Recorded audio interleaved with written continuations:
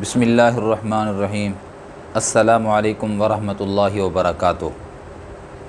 ویسے تو مسلمان کو، مومن کو ہر وقت روزانہ کی بنیاد پر یہ فکر رہنی چاہیے کہ میری زندگی کے لیل و نہار، میری زندگی کے شب و روز، میری زندگی کے گھنٹے، میری زندگی کے ایام، میری زندگی کا پل پل کیسے گزر رہا ہے۔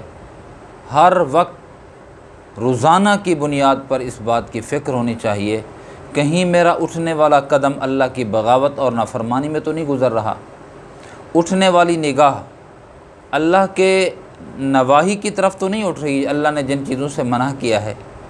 میرے بڑھتے ہوئے ہاتھ کہیں ظلم و زیادتی اور اللہ کی نافرمانی کی طرف تو نہیں اٹھ رہے۔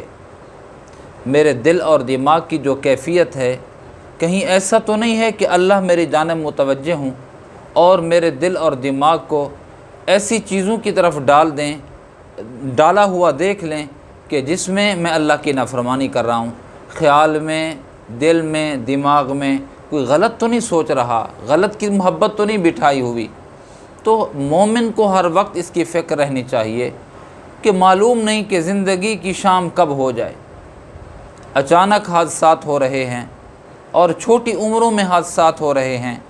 بندہ خیر و عافیت سے گھر سے نکلتا ہے، ہنستا مسکراتا نکلتا ہے، تھوڑی دیر کے بعد اس کا لاشا آ جاتا ہے، تڑپتا ہوا لاشا، جو گھر والوں کے لیے بھی قابل برداشت نہیں ہوتا۔ تو عرض یہ کیا ہے کہ مومن کی روزانہ کی بنیاد پر اپنی زندگی کا جائزہ ضروری ہے، بلکہ روزانہ کی کیا، پل پل اس بات کا جائزہ کہ میں اللہ کی نافرمانی تو نہیں کر رہا۔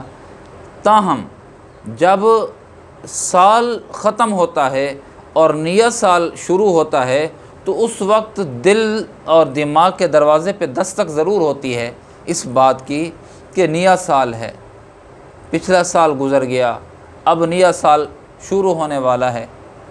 تو میرے عزیزو، نیا سال اب بھی شروع ہونے والا ہے، بلکہ شروع ہو چکا ہے۔ تو اس میں ہم نے چند کام یہ کرنے ہیں کہ جو نیو ایئر ہے اور اس کی رات ہوتی ہے تو اس میں ہلا گلا نہیں ہوتا، اس میں توبہ استغفار ہونی چاہیے، اللہ کی طرف رجوع ہونا چاہیے، گزرے سال کی زندگی کا جائزہ ہونا چاہیے۔ اللہ کی نافرمانیاں ہوئی ہیں تو اس کو ترک کرنے اور اس پہ توبہ استغفار کرنے کی کوشش کرنی چاہیے، اور نئے سال کی آمد پہ نیا عزم ہونا چاہیے، ہمت ہونی چاہیے، جواں ہمت چاہیے۔ تو عزیزو، نیا سال ہے تو اس میں ہم نے اپنی ماضی کا، گزری ہوئی زندگی کا، گزرے ہوئے سال کا، گزرے ہوئے ماہ و سال کا، گزرے ہوئے لیل و نہار کا ہم نے جائزہ لینا ہے۔ یقینی بات ہے کم نیکیاں ہوئی ہوں گی، آج کے دور میں زیادہ گناہ ہوئے ہوں گے، اس پہ اللہ کے حضور توبہ استغفار ہو۔ اور نیا سال شروع ہے، اس میں ہم داخل ہو رہے ہیں، تو اس میں یہ ہے کہ بندے کے اندر عزم ہو کہ اس سال میں اللہ کی نافرمانی نہیں کروں گا، میں اللہ کی بغاوت نہیں کروں گا، میں اللہ رب العزت کو ناراض نہیں کروں گا، بلکہ روٹھے رب کو منانے کا اہتمام اور کوشش کروں گا۔ نماز کا اہتمام ہو۔ نیا سال ہے، بڑی آسان ترتیب ہے۔